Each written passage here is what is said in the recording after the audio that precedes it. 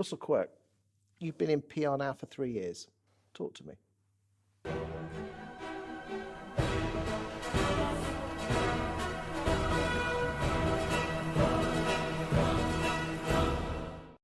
Actually, I've been in PR a lot longer, I would argue. So I cut my teeth on PR way back when I was an elected councillor in my hometown of Brentwood, which was from 2006 to 2015. That's where I really learned PR. So when you're schooled by people like Eric Pickles and Brandon Lewis, who are both ex-chairman of the Conservative Party, and they start to educate you as to what PR is, how it works, how effective it is, relationships with journalists and so on. That was really the backdrop that kind of set me on the road to doing what we did at eMove, which was predominantly successful insofar as obviously the business wasn't ultimately, of course, as you and I have well documented in previous videos, but we were very successful at the PR side of the business in terms of promoting the brand, the name, trust, credibility, and so on. So I think it started way back then, actually in 2006, which is 16 years ago now. And then, of course, at eMove, I had always done PR. So one of the first things I ever did when I set the business up was to bring a PR agency in. But we kind of outgrew them very, very quickly. So in 2014, I brought somebody in to do PR internally with me.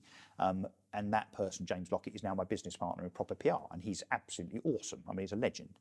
No one writes as well as he does.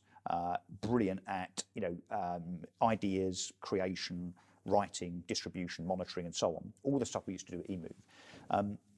So we've taken all of that experience really from building the eMove business as a brand into something where we could rub shoulders with, Foxtons, Countrywide, Knight Frank and Savills in the Times, the Telegraph or the Mail or wherever. And we've now turned that into a business where we do that for 20 plus clients, pretty much all in the property industry, not all, but pretty much all in the property industry. So I think when I set up the PR agency, which was about a month after eMove failed, it was probably seen as a bit of a kind of knee-jerk, desperate attempt to do something.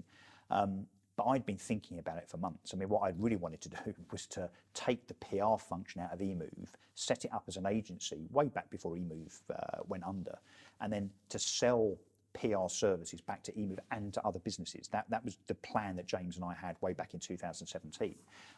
So actually, it took only a few seconds to think about what to do in the aftermath of eMove, and it was pretty obvious that what I was very good at and what James was very good at was PR and creating that awareness and trust and credibility for ourselves, and just to experiment and see if we could do it for other people. And 3 years on, we are, and last year we secured over 12,000 mentions for clients in the press.